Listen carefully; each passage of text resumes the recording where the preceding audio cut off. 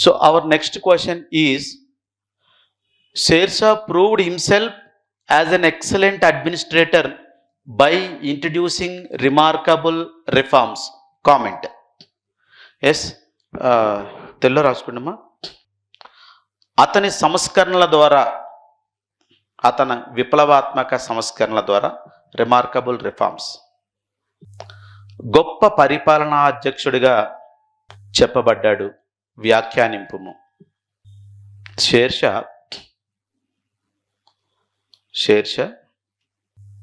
introducing remarkable reforms. Yes, Sher Shah proved himself as an excellent administrator by introducing remarkable reforms. Comment. అంటే అతను remarkable రిఫార్మ్స్ని introduce చేయడం ద్వారా గొప్ప పరిపాలనా అధ్యక్షుడిగా పేరుగాంచాడు. సో వ్యాఖ్యానించండి అని చెప్పడం జరిగిందమ్మా. అయితే మనం చూస్తే కొంతమంది ఏం చేశారంటే, ఇతను మొత్తం భారతదేశ రాజులందరిలో గొప్పవారు అని కూడా కొంతమంది చరిత్రకారులు చెప్పారు. కొంతమంది ఏం చెప్పారంటే ఆఫ్ఘన్ రాజులందరిలో ఇతను గొప్పవాడు అన్న విషయాన్ని మనకు చెప్పడం జరిగింది. షేర్ షా ఎవరు ఏంటన్నది మీకు తెలుసమ్మ. హుమయూన్ కాలంలో హుమయూన్పై దాడి చేయడం అనేది మీకు తెలిసింది. 1538, 39, 1540 హుమయూన్ భారతదేశాన్ని వదిలి వెళ్ళిపోవడం కూడా జరిగిన తర్వాత. సో అయితే ఈ షేర్ షా రాజ్యానికి వచ్చిన తర్వాత 1540లో ఈ మొఘల్ సామ్రాజ్యం అనేది ఏమైందమ్మా? సో కొంచెం కాలం పాటు 1540 నుంచి 1555 వరకు దీనికి గ్రహణం పట్టింది అని చెప్పడం జరిగింది. అంటే మొఘల్ సామ్రాజ్యం కొంచెం కాలం కనిపించకుండా పోయింది. ఈ 1540 నుంచి 1555 వరకు భారతదేశాన్ని సూర్ వంశం పరిపాలించింది, సూర్ డైనాసిటీ. అందులో మనకి ఈ సూర్ వంశాన్ని స్థాపించింది భారతదేశంలో షేర్ షా 1540 నుంచి 45 వరకు అతను పరిపాలించడం జరిగింది, షేర్ షా. అయితే అతను ఎట్లా ఫేమస్ అయిపోయాడు అంటే, అతను యుద్ధాలు పక్కన పెడితే అతను రిమార్కబుల్ రిఫార్మ్స్ తీసుకొచ్చాడమ్మా. ఒక మాటలో చెప్పాలంటే ఇతను మొఘలు పరిపాలనా వ్యవస్థకి, అలాగే బ్రిటిష్ పరిపాలనా వ్యవస్థకు కూడా ఇతను మార్గదర్శకుడిగా చెప్పచ్చు. ఇతను ముద్రించినటువంటి కాయిన్స్ ఈవెన్ బ్రిటిష్ కాలంలో కూడా రన్ అయ్యాయమ్మా. అంటే బ్రిటిష్ వాళ్ళకు కూడా ఇతనంత తెలివితేటలు లేవని కొంతమంది చరిత్రకారులు చెప్పడం జరిగింది. అయితే ఎనీవే, మొఘల్ పరిపాలనా వ్యవస్థకి ఈ షేర్ షా అడ్మినిస్ట్రేషన్ అనేది ఒక ఫోర్ రన్నర్ లాంటిది, ఒక రోల్ మోడల్ అని చెప్పడం జరిగిందమ్మా. అయితే మరి అట్లాంటి అడ్మినిస్ట్రేషన్ ఏంటి అని మనం చూసినట్టయితే, మనకు ముఖ్యంగా ఇతని అడ్మినిస్ట్రేషన్ గురించి మనకి తెలియడానికి ఒక సోర్స్ ఉందమ్మా. అదేంటంటే తారిఖ్-ఈ-షేర్ షాహీ అనే బుక్. తారిఖ్-ఈ-షేర్ షాహీ, తారిఖ్-ఈ-షేర్ షాహీ అనే ఒక గ్రంథం ఉంది, బుక్. దీన్ని అబ్బాస్ షెర్వానీ అనే ఒక ఆఫ్ఘన్ రైటర్ రాయడం జరిగింది. Even you know very well, share Shah ఈ బిలాంగ్స్ టు ఆఫ్ఘన్ జాతీయుడు మనకి. సో భారతదేశాన్ని ఆఫ్ఘన్స్ 2 times పరిపాలించారు. ఒకటి లోడీల రూపంలో ఢిల్లీ సుల్తానేట్ కాలంలో, 2 ఈ సూర్ వంశం రూపంలో ఏమా.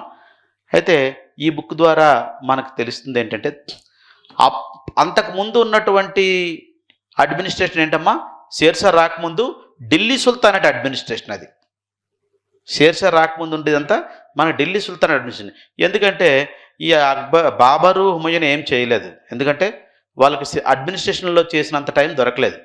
ఇంతకుముందు ఉండేది ఏంది, ఢిల్లీ సుల్తాన్ అడ్మినిస్ట్రేషన్, అదే రన్ అవుతుంది. అయితే ఇతను ఢిల్లీ సుల్తానేట్ అడ్మినిస్ట్రేషన్ని రీన్యూడ్ చేశాడమ్మా, చాలా మార్పులు తీసుకొచ్చాడు. ఈ reformed and renewed the Delhi sultanate administration అంటే ఏ రాసుకుంటారమ్మా, ఇతను ఢిల్లీ సుల్తాన్ పరిపాలనలో చాలా కొత్త మార్పులు, reformed and renewed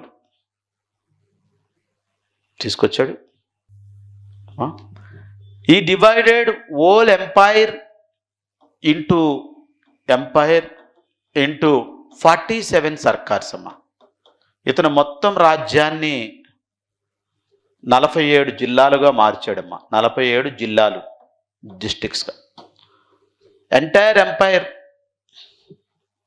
was divide into 47 sarkars. మనకి ముఖ్యంగా ఇతని కాలంలో మనకి సుబా కనబట్టలేదు, స్టేట్ కనబట్టలేదు, డైరెక్ట్గా ఇతను జిల్లాలుగా మార్చేశాడు ఎంపైర్ని, 47 జిల్లాలు.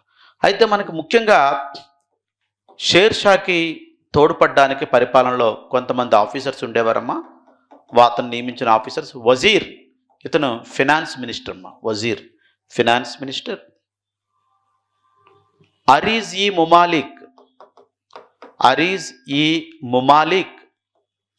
ముమాలిక్, ఇతను మిలిటరీ కమాండర్. అరీజ్ ఈ ముమాలిక్, సైనిక శాఖ. అరీజ్ ఈ ముమాలిక్, సైనిక శాఖ. దివాన్ ఈ రసాలత్, విదేశీ వ్యవహారాల మంత్రి. దివాన్ ఈ రసాలత్, విదేశీ వ్యవహారాల మంత్రి. ఇలా చాలామంది ఆఫీసర్స్ ఉండేవారమ్మా. బరీద్ ఈ ముమాలిక్ అని గూఢచార వ్యవస్థ చూసుకునేవాడు. కాజ్ అనే వ్యక్తి న్యాయ శాఖ చూసుకునేవాడు. దబీర్ ఈ కాజ్, ప్రభుత్వ ఉత్తర్వులు చూసుకునేవాడు. దబీర్ ఈ కాజ్. ఇట్లా మనకి చాలామంది ఆఫీసర్స్ ఉండేవారు. ముఖ్యంగా వీళ్ళు వజీర్, అరీజ్ ఈ ముమాలిక్, దివాన్ ఈ రసాలత్, దబీర్ ఈ కాజ్ వీళ్ళు. సో వీళ్ళు రాజ్యంలో రాజుకి పరిపాలనలో తోడ్పడేవారు. అయితే ఈ రాజ్యాన్ని 47 సర్కార్లుగా 47 జిల్లాలుగా చేశాడు. ప్రతి జిల్లాలో 3 ఇంపార్టెంట్ ఆఫీసర్లు ఉండేవారమ్మా. 3 ఇంపార్టెంట్ ఆఫీసర్లు ఉండేవారు. Each and every district consist of 3 important officers. So మనకి ప్రతి జిల్లాలో ముఖ్యంగా రెవెన్యూ చూసుకోవడానికి, మనకి ఏంటమ్మా, ఏదైనా రాజ్యం కానీ స్టేట్ కానీ నడవాలంటే ఏంటి మనకు కావాల్సింది, ఫస్ట్ మనీ కావాలి. ఆ రోజుల్లో ట్యాక్స్ ముఖ్యంగా ఎక్కడి నుంచి వచ్చేది, ల్యాండ్ ట్యాక్స్ వచ్చేది. రెవెన్యూకి రెవెన్యూ వ్యవహారాలు చూసుకోవడానికి మున్సిపన్ అనే వ్యక్తిని నియమించడం జరిగిందమ్మా. లేదా చీఫ్ మున్సిఫ్ అని కూడా అనొచ్చు. మున్సిఫన్ మీకు కూడా తెలిసలేదో, నా చిన్నప్పుడు మున్సిఫ్ గారు అనేవారు. ఇట్లా మున్సిఫన్.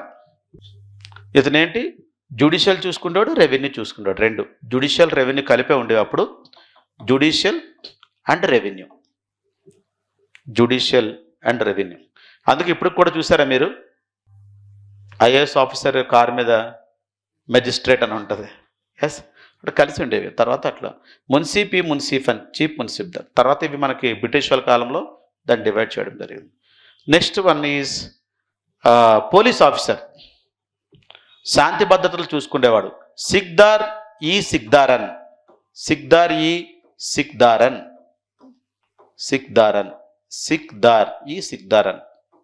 Police officer, or you can called chief shiqdar, అని కూడా పిలవచ్చు. మూడో వ్యక్తి పోలీసు ఏం చూసుకుంటామో శాంతి భద్రతలు చూడాలి కదా. ట్యాక్స్ వసూలు చేస్తున్నావు అంటే నువ్వు వాళ్ళకి శాంతి కల్పించాలి కదా. పొడ్డర్ అంటే ట్రెజరర్ అంటే ఆ డబ్బులు దాచేవాడు. PODDER, పొడ్డర్, ట్రెజరర్ ఏమా. ఎస్.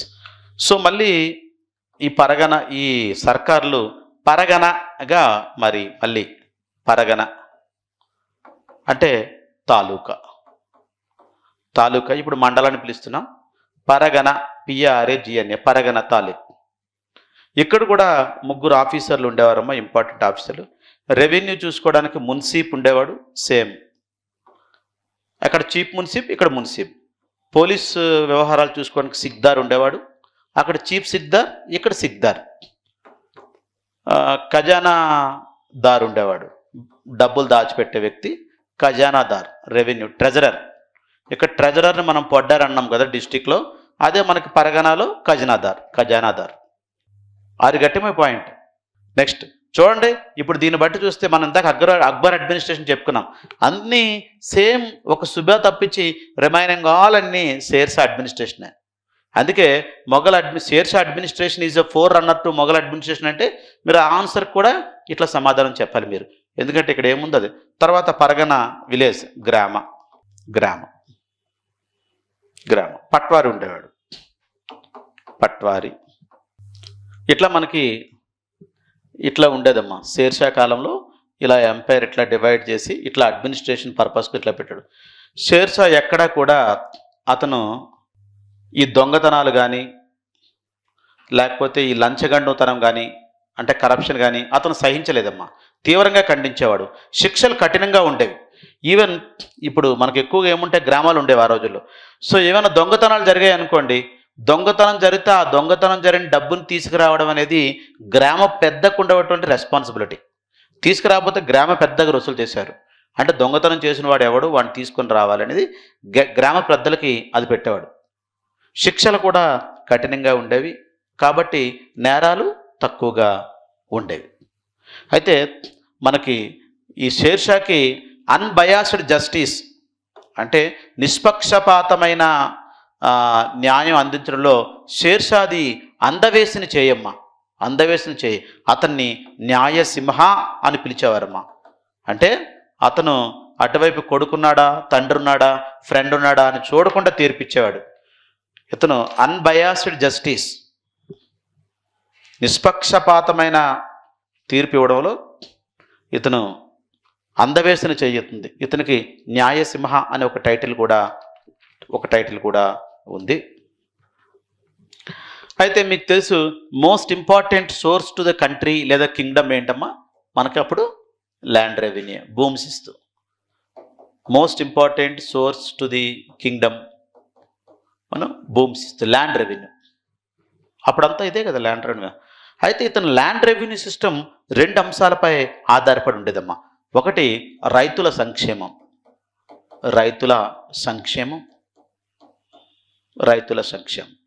ఇతని భూమి శిస్తు విధానం 2 అంశాలపై ఆధారపడి ఉండేది. రైతుల సంక్షేమం. 2 ప్రభుత్వానికి అంతరాయం లేకుండా ఉండడం. అంతరాయం లేకుండా ఉండటం. ఎస్, ఈ 2 విధానాల మీద ఆధారపడి ఉండేది. అయితే ఒక పాయింట్ చూసుకుంటే షేర్షా ఎప్పుడు ఏం చెప్పేవాడంటే, మీరు శిస్తును నిర్ణయించేటప్పుడు సానుభూతి చూపించండి ప్రజల పట్ల. ఎప్పుడమ్మా? శిస్తుని నిర్ణయం. కానీ శిస్తును వసూలు చేసేటప్పుడు సానుభూతి అవసరం లేదు. అది గట్టిమైన పాయింట్. మీరు ఫిక్స్ చేసేటప్పుడు ఒకసారి వాళ్ళు చూడండి, వాళ్ళ ముఖాలు చూడండి, వాళ్ళ పరిస్థితులు చూడండి, వాళ్ళ కండిషన్ చూడండి. వర్షాలు కానీ ఏంటి, ఎట్లా పరిస్థితుంది, బంజర్ ల్యాండా, వర్షాల ఏందని. కానీ ఒక్కసారి మీరు ఫిక్స్ అయ్యాక మీ మాట మీరే వినొద్దు అని. అంటే ఏంటి, వసూలు చేసేటప్పుడు మీరు ఎటువంటి సానుభూతి ఉండదు. ఆ పాయింట్ రాసుకున్నది, అది ఎక్కడ దొరకదు. అందుకోసం షేర్షా శిస్తు ఈ వసూలు చేసే వాళ్ళు ఉంటారు కదా, వాళ్ళకి ఏం చెప్పాడు, శిస్తును నిర్ణయించేటప్పుడు మీరు సానుభూతి చూపించండి రైతుల పట్ల, అంతేకాని శిస్తు వసూలు చేసేటప్పుడు కాదు, అవసరం లేదు శిస్తు వసూలు చేసేటప్పుడు. అయితే మనకి షేర్షా విషయంలో చూస్తేనమ్మా, Sher Shah is the first ruler in India who gave pattas to the peasants and who accepted ownership rights to the peasants. రైతులని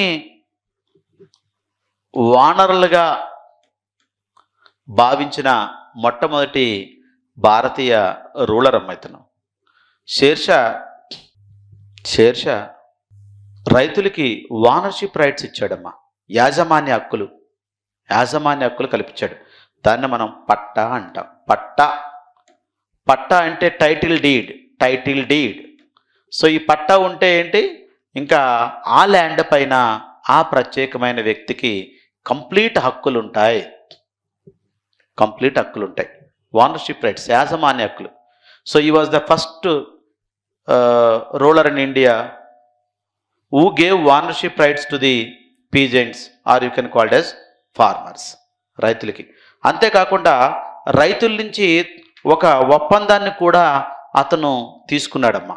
ఏంటంటే ఒక ఒప్పందం ఏంటి, ఒక అగ్రిమెంట్, డీడ్స్ ఆఫ్ దాన్ని ఏంటంటే కబులియత్, QABA, కబులియత్ మీద సంతకం చేయమని చెప్పాడు. కబులియత్, QABULIAT, కబులియత్ అంటే deeds of agreement. Deeds of agreement ఒక ఒప్పందం చేసుకున్నాడు రైతులతో. ఏంటి, మీకు ఓనర్షిప్ రైట్స్ వచ్చాయి కదా, మీరు పంటలు పండించుకోండి, మీరే ఓనర్లు, కానీ మీరు కొంత అమౌంట్ని ట్యాక్స్ రూపంలో గవర్నమెంట్కి పే చేయాలి అని ఒక సైన్ చేయండి. To sign on kabuliyat, that is called deeds of agreement, అంటే ఒప్పందం అమ్మ. ఒక ఒప్పందంకి రైతులతో షేర్షా వచ్చాడు అనమాట. You have to pay tax to the government అని చెప్పి. ఇట్లా Sher Shah became the first ruler in India to recognise peasants as the owners of the land. అంతేకాకుండా అండ్ ఈ కబులియత్ మీద సైన్ చేయించుకొని అక్కడ ట్యాక్స్ కూడా పొందాం. అయితే మనకి ఇది ఎట్లా ఉంటుందంటే, ఈ బ్రిటిష్ వాళ్ళు ఉన్నారు కదా, నెక్స్ట్ బ్రిటిష్ వాళ్ళు వచ్చారు కదమ్మా. బ్రిటిష్ వాళ్ళు జమీందారీ, మహల్వారీ, రైత్వారీ సిస్టమ్ అని 3 సిస్టాలు తీసుకొచ్చారు, మనం చెప్పుకున్నాం. ఈ రైత్వారీ సిస్టానికి ఇది ప్రెడిసెసర్ అమ్మ, రోల్ మోడల్. రైత్వారీ సిస్టమ్ ఇదే ఉంటుంది. ఇందులో రైత్వారీ సిస్టంలో కూడా సేమ్ ఇట్లానే. అంటే ఈ మోడల్నే బ్రిటిష్ వాళ్ళు ఫాలో అయ్యారు in the name of ryotwari system. Right on the point. This system was the predecessor to the British ryotwari settlement. ఇది బ్రిటిష్ రైత్వారీ విధానానికి ముందు రూపం. బ్రిటిష్ రైత్వారీ విధానానికి ముందు రూపం. I told you. సో ఇతని రిఫార్మ్స్ని మనం ఇందాక చెప్పుకున్నాం. ఎవరు అక్కడ మొఘలులు, ఆ తర్వాత బ్రిటిష్ వాళ్ళు కూడా. This system was the predecessor to the British ryotwari settlement. Yes. అయితే మరి ఇతను ఎట్లా ఇతను ల్యాండ్ని చేసేవాడంటే, భూమి నుంచి ఉత్పత్తి అయిన ధాన్యం ద్వారా భూమిని 3 విధాలుగా వర్గీకరించాడమ్మా. భూమి నుంచి ఉత్పత్తి అయిన ధాన్యం ఉంటుంది చూసారా, ఉత్పత్తి అయిన పంట, దాని ఆధారంగా 3 విధాలుగా వర్గీకరించాడు. భూమి నుంచి ఉత్పత్తి అయిన ధాన్యం లేదా పంట ఆధారంగా భూమిని 3 విధాలుగా ఉంచారు. అక్కడ మనకి ల్యాండ్ని 4 విధాలుగా వర్గీకరించారు, కొంచెం చిన్న మార్పులు. ఎవరు? అక్బర్. మనదా చెప్పుకున్న పొలాజ్, పరౌటి, చచ్చర్ అండ్ బంజర్. అంటే ఇదే మోడల్, కొంచెం అటు ఇటుగా అట్లా. ఎస్. తర్వాత నుంచి 1/3 వంతు ట్యాక్స్ వసూలు చేసేవారమ్మా. 33% ట్యాక్స్ వసూలు చేశాడు. 33% ట్యాక్స్ వసూలు చేశాడు. అలావుద్దీన్ ఖిల్జీ ఎంత వసూలు చేసేవాడు? 50% వసూలు చేసేవాడు. ఇక్కడ 33%. అంతేకాకుండా 1/2% ట్యాక్స్ సపరేట్గా ఈ ట్యాక్స్ కలెక్టర్ కోసం వసూలు చేసేవాడమ్మా. అంటే ట్యాక్స్ కలెక్టర్లకి కూడా జీతం ఇక్కడి నుంచి ఇచ్చేసేవాడు. 2.5%. ట్యాక్స్ కలెక్టర్స్ కోసం శిస్తు వసూలు అధికారులకు 2.5%. శిస్తు వసూలు అధికారులకు 2. అక్కడే అది కూడా వాళ్ళ దగ్గర వసూలు చేసి వాళ్ళకి ఇచ్చేసేవాడు, సపరేట్ జీతాలు కాకుండా. ఎస్. సో ఇది మనకు రెవెన్యూ సిస్టమ్. అంతేకాకుండా మనం చూసినట్టయితే ఒక సిల్వర్ కాయిన్, ఒక గోల్డ్ కాయిన్ 2 ఇంట్రడ్యూస్ చేశాడమ్మా. కాయిన్స్ ఇంట్రడ్యూస్ చేశారంటే నెక్స్ట్ లెవెల్ రూలర్స్ అని మనకు అర్థం అవ్వాలమ్మా. Silver coin, gold coin. మనం అక్కడ చూస్తే బాల్బన్ ఇంట్రడ్యూస్ చేశాడు, గుర్తున్నదా? దిర్హం అని. అంతకుముందు ఇల్తుత్మిష్ ఇంట్రడ్యూస్ చేశాడు, టంకా అండ్ జిత్తాలని. సో ఇక్కడ షేర్షా ఇంట్రడ్యూస్ చేశాడు silver and gold coin. Silver coin rupiya. డబ్బులు ఇంట్రడ్యూస్ చేయడం అంటే చాలా గొప్ప విషయం అమ్మా. ఎస్. ఇప్పుడు కూడా మనకు అప్పుడప్పుడు కొత్త నోట్లు, కొత్త కాయిన్స్ వస్తాయి కదా. సిల్వర్ కాయిన్ పేరు రూపాయా.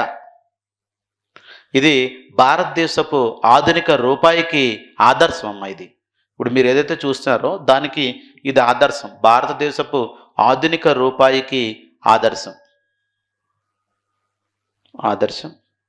సార్ రిమార్కబుల్ రిఫార్మ్స్ అమ్మా, ఇన్నోవేషన్స్ అసలు.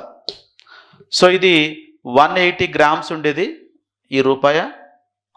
ఇందులో 175 గ్రామ్స్ గ్రెయిన్లు అని అనేవారమ్మ. అప్పుడు గ్రెయిన్లు 180 గ్రెయిన్లు ఉండేది. అందులో 175 గ్రెయిన్లు వెండే ఉండేదమ్మా. 175 ఉంది కదా, ఇది వెండే ఉండేది. ఎస్, 180 గ్రెయిన్లు ఉండేది మొత్తం రూపాయ. అందులో 175 గ్రెయిన్లు వెండి ఉండేది. జస్ట్ 5 గ్రెయిన్లు మామూలుగా వేరే మెటల్ ఉంటుంది, రిమైనింగ్ ఎవ్రీథింగ్ వెండి ఉండేది. ఎస్. ఇకపోతే గోల్డ్ కాయిన్ అమ్మా. మనకి బాల్బన్ తర్వాత మళ్ళీ గోల్డ్ కాయిన్ దింపినటువంటి వ్యక్తి. అతను గోల్డ్ కాయిన్ పేరేమో దిర్హం అయితే ఇతను గోల్డ్ కాయిన్ పేరేమో మోహర్.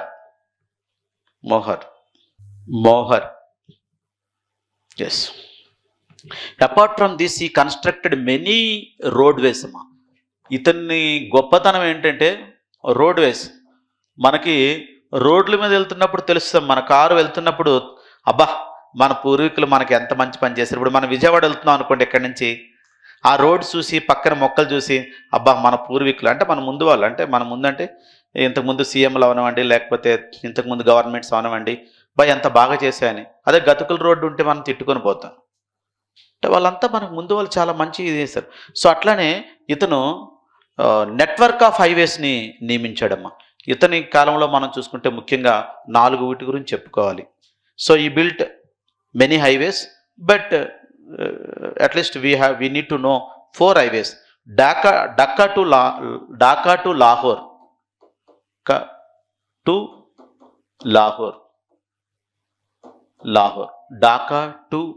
లాహోర్. ఆగ్రా టు జోధ్పూర్. ఆ రోజుల్లో రోడ్లు అంటే మామూలు విషయం కాదమ్మా. ఎందుకంటే చుట్టూ అప్పుడంతా ఏంటి, ఫారెస్ట్ ఏరియా కదా అప్పుడంతా. ఆగ్రా టు జోధ్పూర్. లాహోర్ టు ముల్తాన్.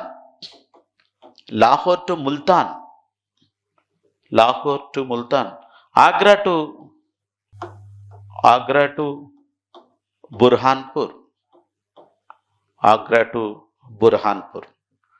ఇలా మనకి 4 హైవేస్ని ఢాకా బంగ్లాదేశ్లో నుంచి లాహోర్ పాకిస్తాన్ వరకు, ఆగ్రా టు జోధ్పూర్ రాజస్థాన్ వరకు, లాహోర్ పాకిస్తాన్ టు ముల్తాన్, ఆగ్రా టు బుర్హాన్పూర్. ఇట్లా 4 హైవేస్ని ఇతను నిర్మించాడమ్మా. ఇది not a small issue. It's very, అంటే చాలా డిటర్మినేషన్ ఉంటే కానీ ఇంత రోడ్వేస్ని నియమించడం చాలా కష్టం ఆ రోజుల్లో. అంతేకాకుండా గ్రాండ్ ట్రంక్ రోడ్ని రిపేర్ చేయించాడమ్మా. గ్రాండ్ ట్రంక్ రోడ్ గుర్తుంది కదా, మౌర్యుల కాలంలో కట్టబడ్డది. ఇది గ్రాండ్ ట్రంక్ రోడ్, మౌర్యుల కాలంలో కట్టబడినటువంటి ఈ గ్రాండ్ ట్రంక్ రోడ్ని, ఇది ఎక్కడి నుంచి ఉంటుందమ్మా, మనకి గ్యాన్జెటిక్ నుంచి ఇండస్ వరకు ఉంటుందమ్మా. ఇండస్ రివర్ నుంచి గ్యాన్జెటిక్ రివర్ వరకు, అంటే సింధు నది నుంచి గంగా నది వరకు ఉంటుంది. ఏది ఈ grand trunk road, Indus to Gangetic. Was renovated, దాన్ని మరామత్తులు చేయించాడు. ఏమా? ఎస్. మౌర్యుల కాలంలో కట్టినటువంటి గ్రాండ్ ట్రంక్ రోడ్ సింధు నది నుంచి గంగా నది వరకు ఉంది, దానికి మరామత్తులు చేయించాడు. అంతేకాకుండా ఈ రోడ్ల వెంబడి 1700 సరాయిలు నిర్మించాడమ్మా. సరాయి అంటే విశ్రాంతి గదులు నిర్మించాడు. అంటే గదులు ఆ రోజుల్లో మరి ప్రజలు ఎట్లా పోయేవారు? నడిచిపోయేవారు, లేకపోతే ఎద్దుల బండి మీద పోయేవారు. రాజులు ఎట్లా పోయేవారు అమ్మా? రూలర్స్ గుర్రాల మీద పోయేవారు, అంతే option. No car, no cycle, no bike. రాజులు గుర్రాలు, జనాలు ఎద్దుల బండి ఉందంటే నువ్వు ఆ రోజు చాలా ధనవంతుడు నువ్వు. ఏమ్మా? మిగతా వాళ్ళు నడిచిపోయారు. మరి ఊరు వెళ్ళాలంటే లేట్ అయిపోయింది అనుకోండి, ఎక్కడ ఉండాలి? కాబట్టి అందుకోసం 1700 సరాయిలు, విశ్రాంతి గదులు. నైట్ అక్కడ పడుకొని ఆ రూమ్లో తెల్లవారు, లేకపోతే ఏమవుద్ది, రూములు లేకపోతే ఏ పులులో ఏవో మనల్ని తినేస్తాయి. నైట్ విశ్రాంతి గదులు, సరాయిలు నిర్మించాడు. అప్పుడప్పుడు ఇవి డాక్ చౌకీగా పనిచేసేవమ్మా. డాక్ చౌకీ అంటే ఏంటమ్మా? పోస్ట్ ఆఫీస్లా పనిచేసేవి. పోస్ట్ ఆఫీసెస్ లాగా పనిచేసేసేవి, అంటే లెటర్స్ని అటు ఇటు తీసుకెళ్ళే పోస్ట్ ఆఫీస్ లాగా. సో ఇవన్నీ చూశాక మీకు ఒక పాయింట్ అర్థమవుతుంది ఏంటంటే, the Sher Shah administration was four runner to the Mughal administration అని చెప్పి. సో ఇంకా అంతకంటే ఎక్కువ విషయాలనే వీళ్ళు చేస్తారు. అక్కడ కొత్తగా మనకు మన్సబ్ దారి సిస్టాన్ని చూసాం. ఇట్లా ఇలాంటి ఇన్నోవేషన్స్, రిమార్కబుల్ రిఫార్మ్స్ తీసుకొచ్చి షేర్షా అతని పేరుని చిరస్థాయిగా చరిత్రలో పరిపాలనాధ్యక్షుడిగా అతను సుస్థిరం చేసుకున్నాడు అని చెప్పి మనం రాయాలి. ఇది మనకి సెకండ్ క్వశ్చన్. ఓకేనా?